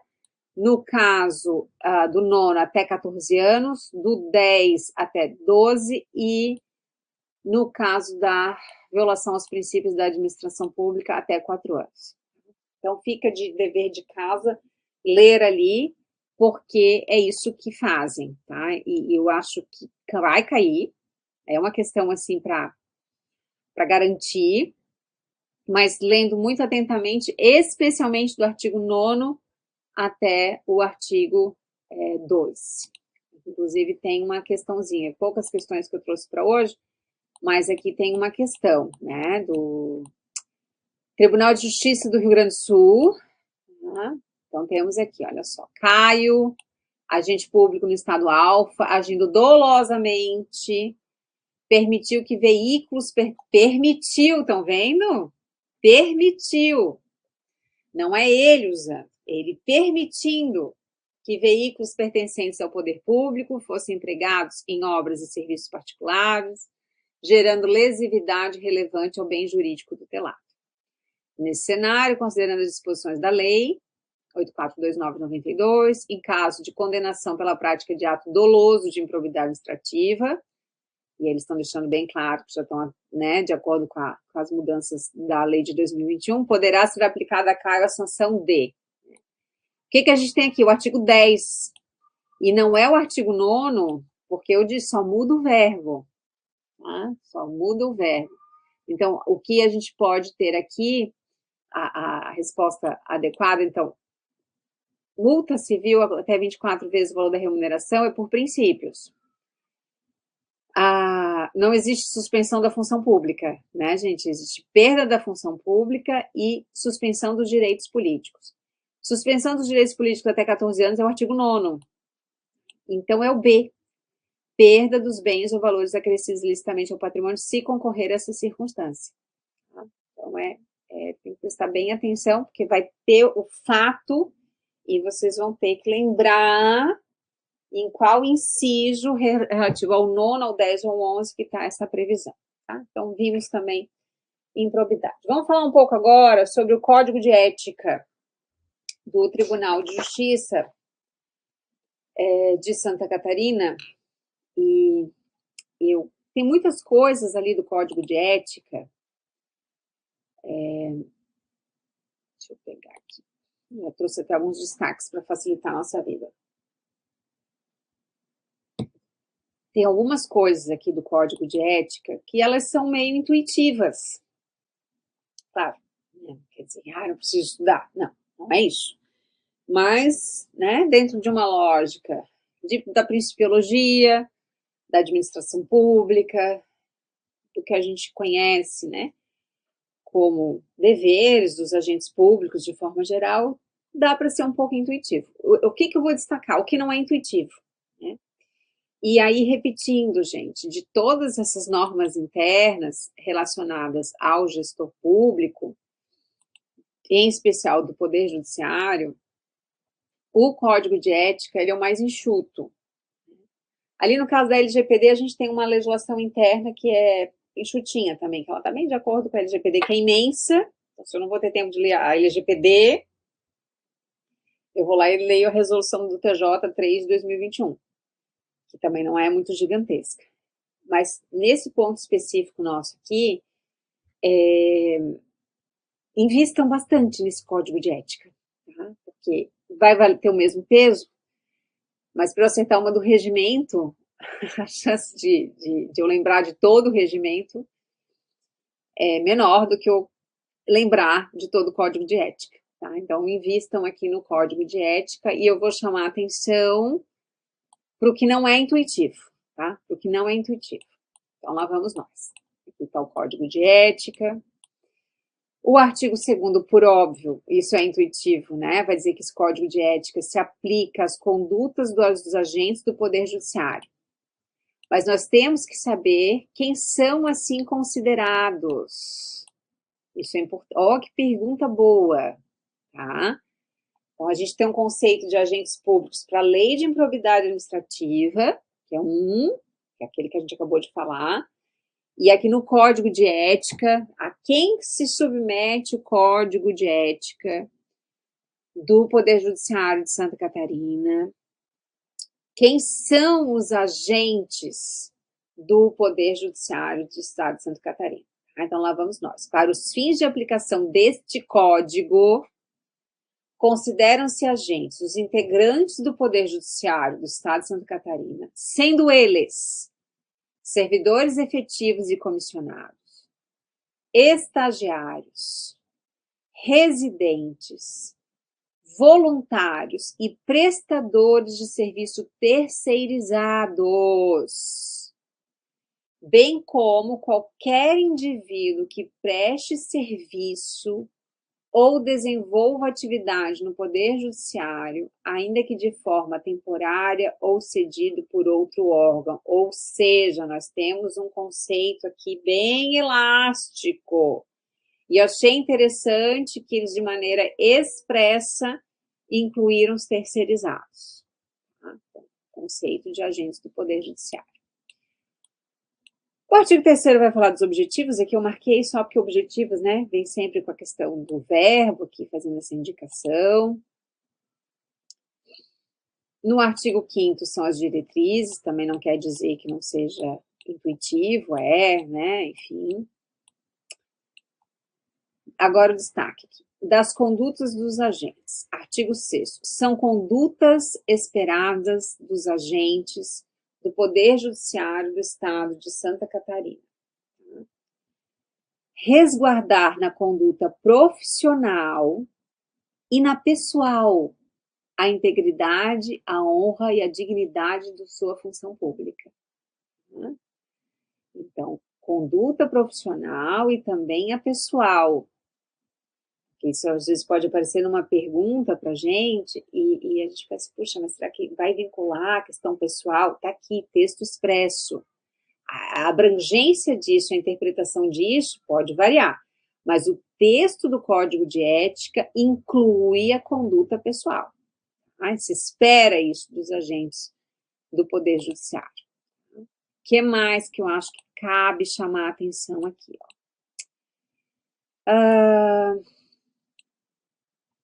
Enfim, isso é intuitivo, né? Mas eu acho que é importante destacar a questão de levar ao conhecimento da autoridade superior competente ações ou omissões legais em confronto com valores e diretrizes deste Código, praticados por agentes do Poder Judiciário por meio das quais se busca obter interesse pessoal ou vantagem devida, tá tudo certo. Desempenhar suas funções de modo a não comprometer a dignidade e a imagem da instituição durante o trabalho presencial ou não presencial em atividades externas, tá? Olha que interessante. 13. Informar a administração sobre situação patrimonial, atividades econômicas ou profissionais e relações que real ou potencialmente possam suscitar conflito de interesse. 14. E eu acho que essa daqui caiu na prova de 2024. Manter neutralidade no exercício profissional, conservando sua independência em relação a influências político-partidárias, religiosas ou ideológicas. Caiu ali uma questão, mas era bem tranquila, na verdade. Mas é isso, tá? Aqui se exige realmente a neutralidade em relação às questões políticas, religiosas e ideológicas. Outro aqui que eu acho que vale a pena chamar a atenção. Cientificar previamente o gestor, sempre que possível, sobre a intenção de desligar-se de cargo ou função comissionada. Aí, se desejarem, o artigo 7º vai falar das condutas no desempenho específico de gestão, coordenação, supervisão ou gerenciamento de outros agentes na área administrativa e jurisdicional. Se eu estivesse fazendo a prova, eu reservava isso para o ensino superior, né, para cargos de gestão, mas enfim, tudo é possível. Aqui também, né, o aviso de que vai se exonerar de função comissionada. Não, sim, aqui é o contrário, cientificar o servidor, sempre que possível, sobre a exoneração do cargo em comissão, função ou comissionada e evitar a exoneração à dispensa em período de licença ou afastamento.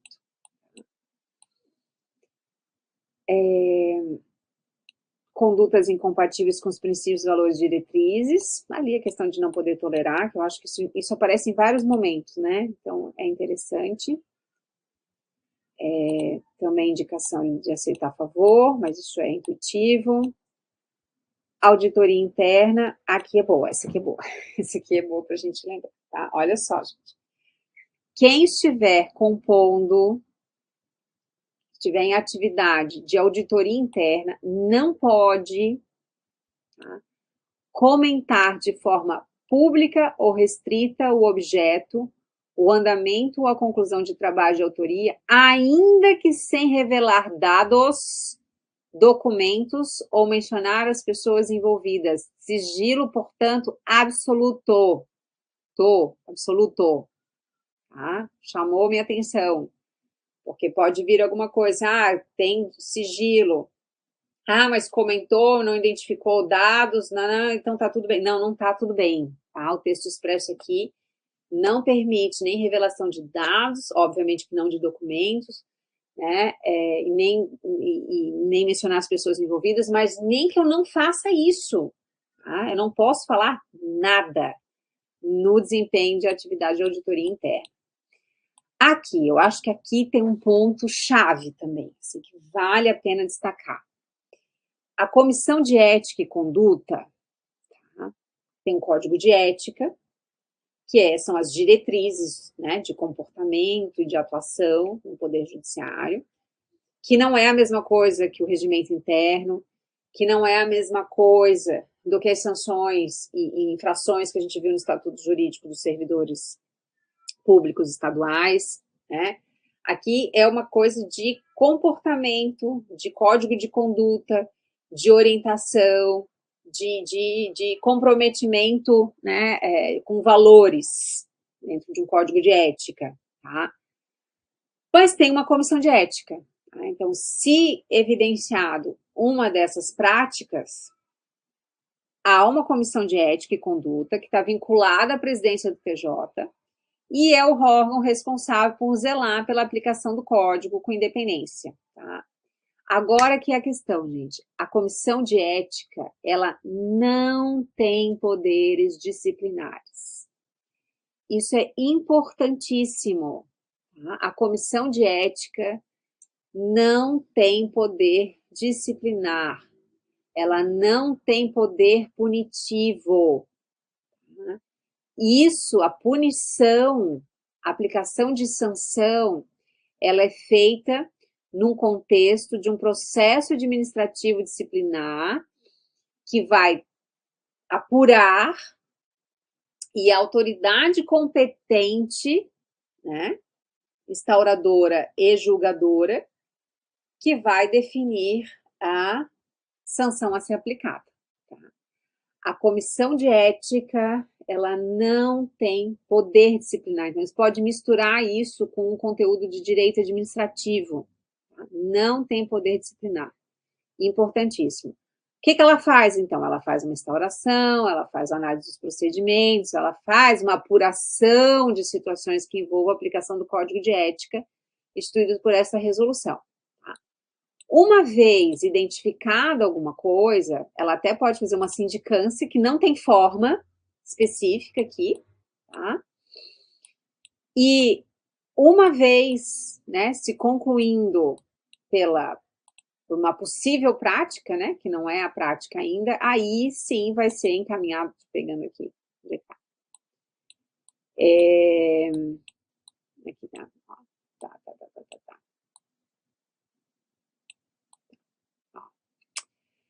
A avaliação da conduta pela Comissão de Ética e Conduta se dará de forma independente de eventual procedimento de apuração prévia de infração disciplinar. Então, eventualmente, o processo disciplinar já está até acontecendo. Após o reconhecimento da violação das disposições deste Código, a comissão poderá propor políticas e orientações de caráter institucional, orientar os envolvidos acerca de suas condutas e de possíveis consequências, buscando a composição de eventuais conflitos sempre que possível. Se já tiver PAD, não vai ser possível. Encaminhar o processo à autoridade competente para deflagração do procedimento administrativo disciplinar nos casos em que da avaliação da conduta do agente resultar indícios de autoria e materialidade do cometimento da infração. Então, né, enfim, não é ela quem vai concluir, tá? Não é ela quem vai, ela tem um plano mais coletivo, um plano mais geral, um plano de orientação, um plano, né, até eventualmente de propor ali usar o termo aqui, né, que é só o objetivo, a gente tem que usar o termo, né, buscando a composição de eventuais conflitos sempre que possível. Mas sancionamento e processo propriamente dito, processo disciplinar, é outra instância, não é a comissão de ética e de conduta. Outra coisa que me chamou a atenção aqui também, já que eles podem perguntar absolutamente tudo, é a composição da comissão de ética, tá? E ela é composta por 7 servidores, eleitos pelo voto direto dos servidores do Poder Judiciário para mandato de 2 anos, tá? Mas o que é que, enfim, decoreba, né, gente? Decoreba. Mas o que me chamou a atenção, porque a gente não consegue decorar tudo, né? Não tem cabeça que consiga decorar tudo. Mas uma coisa que me chamou a atenção, que é plenamente razoável, tá? É que toda vez que eu tiver algum tipo de empate e a definição de quem vai ser o presidente da comissão de ética é quem tem mais tempo de serviço no Poder Judiciário, certo? Porque a gente pode fazer um raciocínio dos critérios de desempate da Constituição, que muitas vezes é o mais idoso, Não é o que temos aqui. Aqui, né, até por uma questão de atuação de valores éticos, enfim, do Poder Judiciário de Santa Catarina, pensem que quem tem mais tempo de serviço no Poder Judiciário de Santa Catarina. Tá? Isso me chamou a atenção também. Né? Que são coisas assim, que, pelo menos na minha visão, me poderiam levar para interpretar de outra maneira, e assim interpretei aqui. Tá? Feito o código de ética também, já estamos, nossa, 4 e 5, já estamos indo para a nossa reta final, mais 2 pontos apenas. Gente, sobre LGPD, espero que vocês já tenham estudado bastante, né? Porque eu também não sou a pessoa mais especializada para falar de LGPD com vocês. A lei de acesso à informação não cai na prova, né? Só se dentro de uma ideia de publicidade. Até não lembro, eu acho que não está, né? Pelo menos no nível médio não está. Mas o que não pode errar de LGPD? Tá? Esses meus slides de aula aqui, eles são para lá e LGPD, né? Que é uma combinação que não é muito fácil de ser feita, muitas vezes. Mas, assim, o que não pode errar, não pode ir para a prova. E aí, lembrem, leiam junto. LGPD e a resolução número 3, 2021 do TJ. Ali no Moodle tem os links, inclusive até para um material que o TJ tem lá na página dele, sobre a atuação a compatibilização da atuação do TJ, do Poder Judiciário de forma geral, com a LGPD. Tá? Então, faça essa leitura conjunta, por favor, entre a Lei Geral de Proteção de Dados e a Resolução número 3 de 2021 do TJ. E esses conceitos que estão aqui, que eu não vou ler com vocês agora, mas é assim, se da prova, da lei, tá? Eu vou apontar ali na lei. Da lei. O que eu estudo da lei? Vocês já estudaram, né? Tá tudo certo. Mas não pode ir para a prova, gente, sem saber o que é dado pessoal. Primeiro, que a LGPD se aplica para o universo digital e para o universo analógico. Eles podem vir com uma questãozinha assim, dizendo, o arquivo físico do TJ tarará, não se aplica a LGPD. Errado, tá? A LGPD não foi feita apenas para o universo digital. É para toda a atuação que envolva tratamento de dado pessoal. Dado pessoal de pessoas naturais, né? Então, o conceito de dado pessoal é para pessoa natural. Então, eu não vou proteger via LGPD pessoa jurídica. Conceito de dado pessoal. Conceito de dado pessoal sensível. Eu crio 1000 historinhas a partir desses conceitos. Saber que o tratamento de dados, aí um é o artigo 6º, outro é o artigo 11, né? O tratamento pessoal, o tratamento de dado pessoal tem um regramento, o tratamento de dado pessoal sensível tem outro, é uma outra lista de exigências para eu tratar esses dados. Uma das exigências, tanto do dado pessoal quanto do dado pessoal sensível, é o consentimento. Mas não quer dizer que o Poder Judiciário só vai poder tratar dados se ele tiver consentimento. Não, inclusive, muito da atividade do Poder Judiciário de Santa Catarina, ele vai estar tratando dados pessoais. A todo momento, ele não vai pedir consentimento de ninguém, porque vai se encaixar, seja dado pessoal sensível, porque vai se encaixar nos outros incisos e eu não vou precisar de consentimento todas as vezes. Agora, importantíssimo, de toda a principiologia que envolve a LGPD, não pode perder de vista o princípio de finalidade, adequação e necessidade. Tá? É com esse raciocínio, desses 3 princípios, que eu resolvo muita coisa, por exemplo, inclusive de compartilhamento. E isso está bem repetido, essas coisas que para mim também são essenciais para entender a LGPD, estão bem destacadas na resolução do TJ 3 de 2021. Tá? Então, só deixa eu chamar aqui rapidinho. Ai, cadê a LGPD? Aqui. Está aqui a LGPD. Tá? Então, a nossa querida LGPD. Peguei atualizadíssima hoje, tivemos algumas mudanças já em 2026 e 2025. Ó, lembrem-se, tá? Esta lei dispõe sobre o tratamento de dados pessoais, inclusive nos meios digitais. Ela não foi feita só para os meios digitais.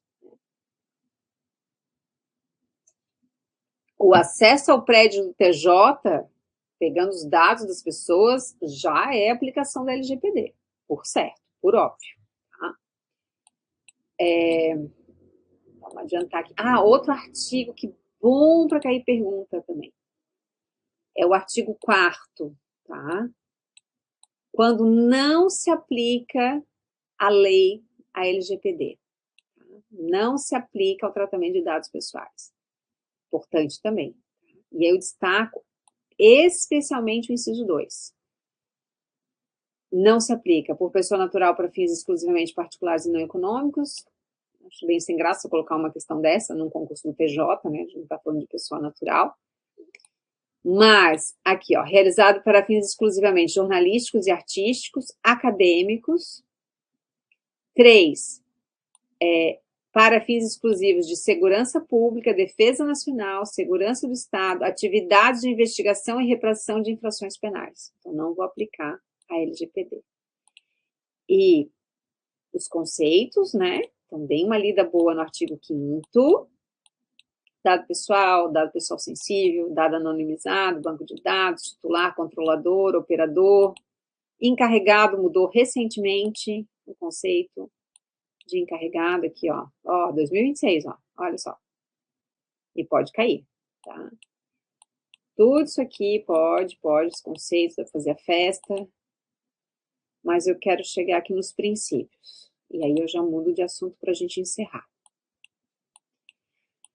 Aqui, gente. Esses 3 princípios, eles nos ajudam a fazer muitos raciocínios na LGPD. Que é finalidade, adequação e necessidade. Então, sem ler os conceitos, a gente precisa lembrar o seguinte: vai ter tratamento de dado pessoal. Seja num processo judicial, seja para entrar no prédio do TJ. LGPD. Eu tenho que saber qual é a finalidade do uso desse dado. E aí a finalidade, né, ela é uma finalidade própria, específica, legítima, né, eu tenho que respeitar isso. E quando eu for pedir o consentimento, se é o caso de solicitar o consentimento, a pessoa tem que saber o porquê desse uso, para dar o consentimento. E se não é com esse intuito, eu vou fundamentar num outro dispositivo, né? Então, o Estado, para fins de política pública, né? Enfim, né? Controle médico, vacinas, enfim. Tá? Então, essa é a finalidade. E que significa que eu só posso usar para essa finalidade. Né? Se eu mudar a finalidade e eu pedir um consentimento, eu tenho que pedir o consentimento dessa pessoa de novo. Finalidade. E a partir dessa finalidade, eu tenho que ver o que é adequado e o que é necessário. Não tem por que eu ficar coletando um monte de dados se isso não for necessário. Tá? Então, por isso que eu digo que esses 3 princípios aqui nos ajudam a fazer muitos raciocínios. Finalidade, realização do tratamento para propósitos legítimos, específicos, explícitos e informados ao titular, sem possibilidade de tratamento posterior de forma incompatível com essas finalidades. Adequação, compatibilidade do tratamento com as finalidades informadas ao titular, de acordo com o contexto do tratamento. E necessidade, limitação do tratamento ao mínimo necessário para a realização de suas finalidades, com abrangência dos dados pertinentes, proporcionais e não excessivos em relação às finalidades do tratamento de dados. Então, essa tríade aqui, a finalidade, adequação e necessidade, nos resolve muita coisa. Se eu não lembrar de tudo, mas quem sabe eles podem ser úteis em uma das questões. E por fim, gente, eu separei aqui, cadê? Tá aqui. Código de ética, aqui, esse aqui mesmo. Esse é um pouco mais extenso do que o código de ética, mas é menos extenso do que o regimento interno, né? O regimento interno é danado, mas vai dar tudo certo. E aqui no Código de Normas, for judicial, que isso aqui está lá na página da Corregedoria, está bem atualizado, tem vários apêndices. Então, a gente se assusta um pouco, porque tem aqui 100 e poucas páginas, mas vai até a página 60, tá? O resto depois é apêndice. Sobre a Corregedoria, gente, tudo é possível aqui, tá? Queria eu, já falei, vou repetir, estamos já cansado de me ouvir, vou tentar ser bem objetiva aqui, até para a gente fechar no horário programado. Queria eu que tivesse uma lógica, tá? Eu fui assim com muita disposição de fazer análise de provas antigas e ter uma noção, mas não tem. Tudo é possível. Está indicado ali no edital, seja para o concurso nível médio, curso superior, independentemente da área, gente, ó. Tá? Então tem que ler. E eu vou destacar algumas coisas também que eu achei que são interessantes e que são, assim, bem palatáveis para uma prova objetiva. Tudo aqui é possível, né? Normas, diretrizes, função, modalidades, parâmetros, procedimentos administrativos, procedimentos em espécie, excesso de prazo, né? Enfim. Eles vão exigir, né, que os servidores tenham todo esse conhecimento. E até tinha pensado assim, mas não vão ficar perguntando coisa, né, de, sei lá, gabinete de juiz. Não, mas perguntam, tá? Perguntam tudo. Então, deixa eu destacar umas 3 coisas aqui, pelo menos, para vocês, né? Como eu disse, depois entram vários apêndices aqui. E aí, metade é regra, metade é apêndice. Eu não acredito que esse meu aqui cobriu. Olha que eu tomei cuidado de testar o anterior, só um pouquinho, gente. E aqui, o outro não cobriu e esse cobriu, danado. Só um pouquinho. Deixa eu até pausar aqui um pouquinho a gravação, para não ficar muito chato depois. Então, tivemos um probleminha ali com o marcador que eu fiz no outro computador, trouxe para esse, e não era para ter acontecido, porque com outro arquivo não aconteceu, mas com esse aconteceu. Bem no final foi o que acabou acontecendo, tá? O que eu destacaria, gente? Além, claro, né, de todo um estudo que precisa ser feito, vocês com vocês, vai dar tudo certo, vai fluir, vai dar certo, tá? O que eu faria? O que eu acho que é elementar desse material aqui da Corregedoria, tá? Que está indicado, é o Código de Normas da Corregedoria Geral de Justiça. O artigo 2º, que é o que está ali, que não está aparecendo, mas eu vou comentar com vocês aqui, não serão muitos, tá? Já estamos fechando. São atos do Corregedor-Geral de Justiça, acho que são questões conceituais, que eu acho que vale a pena estar mais ou menos organizado, o que é provimento, o que é portaria, o que é circular, o que é ordem de serviço, atos administrativos, então eu daria uma atenção para o artigo 2º. Outro artigo que me chamou a atenção também é a função correcional propriamente dita, que está lá a partir do artigo 13. Aqui, também está coberto. Tá? E eu achei bem interessante isso aqui, para fazer uma diferenciação, que as modalidades de correção são inspeções, correções e visitas técnicas. E isso até foi aí que eu fui atrás para ver o edital, até quando que podia ter alteração na legislação para poder ser cobrado na prova. Está valendo. E a alteração de abril de 2026. Espero, né, que as pessoas estejam atentas a isso, que foram na página do TJ para conseguir o material. Agora, se alguém, por exemplo, está com uma apostila de um ano anterior, está desatualizado. De começo de ano já está desatualizado. Então, é provimento de 8 de abril de 2026. E aí, legal vocês darem uma olhada no conceito de inspeção, o conceito de correição e o conceito de visita técnica, que são coisas diferentes, com procedimentos diferentes, quem que pode fazer, quem que não pode fazer, o que é feito, né? Então, a inspeção. Inspeção é a verificação de fatos que interessam instrução de processo em tramitação na corregedoria. Vou lá inspecionar a vara X a partir de uma necessidade de um processo que está tramitando na corregedoria, bem como faz inspeção para, né, a situação de funcionamento dos órgãos jurisdicionais de primeiro grau e serviços auxiliares, com o objetivo de aprimorar seus serviços, havendo ou não irregularidades. Então, para as duas coisas. E poderá ser ordinária, então, calendário, anual ser publicado até 15 de fevereiro de cada ano, e tem as extraordinárias, designada a qualquer tempo por deliberação do corregedor geral, e também periódica, também denominada de autoinspeção, sob coordenação do magistrado responsável pela unidade judicial e da chefia de cartório, a ser realizado no mês de setembro de cada ano, conforme diretrizes divulgadas anualmente. E tem a inspeção permanente, são 4 incisos, realizada contínua e assiduamente pela corregedoria relativamente a todo o serviço do Estado pelo magistrado em relação à unidade judicial pela qual ele é responsável. Então, temos a inspeção, temos a correição, que também teve alteração em 2026, então essas modalidades aqui, se eles estão querendo pegar o candidato, né, pegar uma coisa com alteração tão recente, acho que vale dar uma atenção especial. Correição destina-se à verificação de fatos determinados relacionados com deficiências graves ou relevantes dos serviços judiciais auxiliares, ou que prejudiquem a prestação jurisdicional, a disciplina e o prestígio do Poder Judiciário. Então, a correição é para um outro objeto diferente da inspeção, bem como de caso de descumprimento de normativas e decisões do CNJ ou da Corregedoria Geral de Justiça.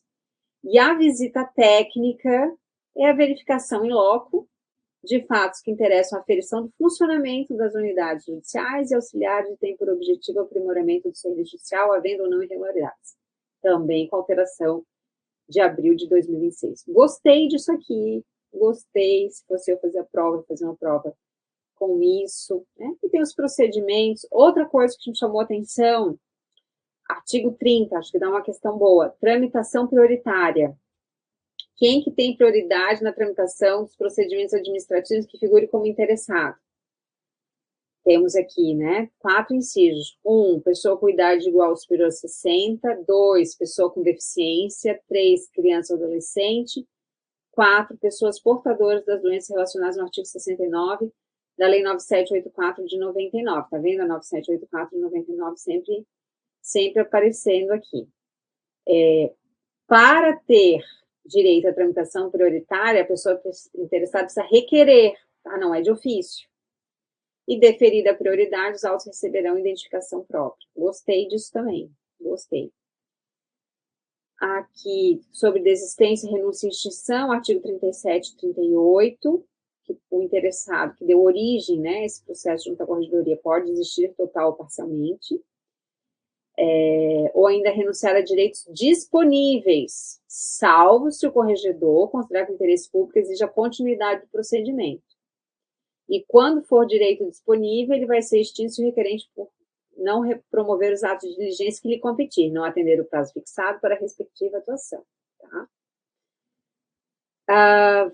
Vamos ter ali os procedimentos administrativos em espécie, o que a corregedoria pode fazer. Procedimentos administrativos no âmbito dessa corregedoria, pedido de providências, representação por excesso de prazo, interessante isso também, que daí junta com o princípio constitucional do artigo 5º com o direito fundamental, né, da razoável duração do processo, podem botar ali junto, razoável duração do processo previsto na Constituição e, né,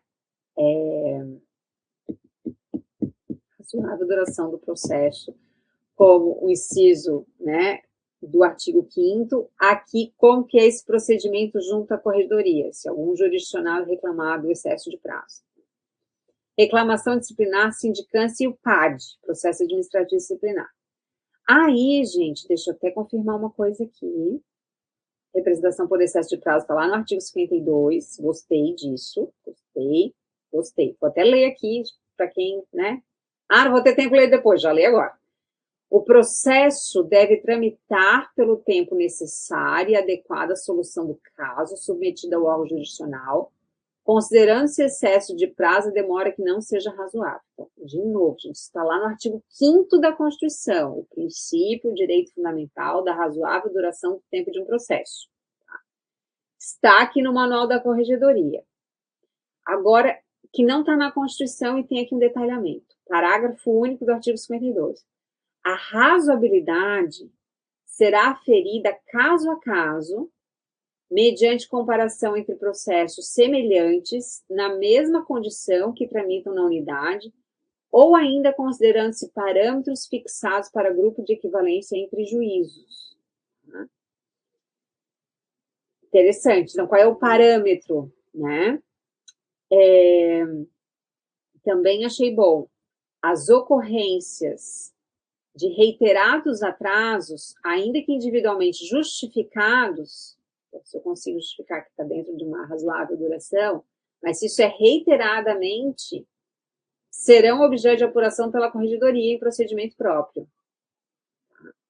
Parágrafo único. Sem prejuízo de outras medidas, poderão ser adotados os seguintes procedimentos: plano de trabalho e metas sugeridos pelo juiz e acolhidos pelo corregedor, com monitoramento de sua execução ou uma correção. E esse procedimento, específico de representação por excesso de prazo, ele não tem como utilidade, não se presta a acelerar o trâmite de processo judicial. Isso eu achei interessante também. Não é simplesmente para acelerar um trâmite, realmente existe um atraso ali como parâmetro. Sindicância. Eu acho que eu falei até uma coisa, gente, voltando aqui, tá? Quando a gente estava falando lá da comissão de ética, eu falei que a sindicância não tinha forma, mas a comissão de ética não faz sindicância, tá? Até depois tem que olhar isso lá no código de ética de novo. Que eu tinha lido aqui que a sindicância não tem forma definida, isso aqui está na corregedoria, tá? A sindicância é o meio pelo qual a Corregedoria Geral da Justiça procede à investigação da autoria e da materialidade. A sindicância não tem forma definida. Agora, se for o PAD, se precisar de PAD, aí vai ser regido por legislação própria, mas a Corregedoria pode fazer a sindicância. Eu já vou até abrir aqui o código de ética para não dar rolo de competência, né? A Corregedoria faz sindicância, mas não faz PAD. Deixa eu pegar aqui o código de ética, só para a gente não ter dúvida.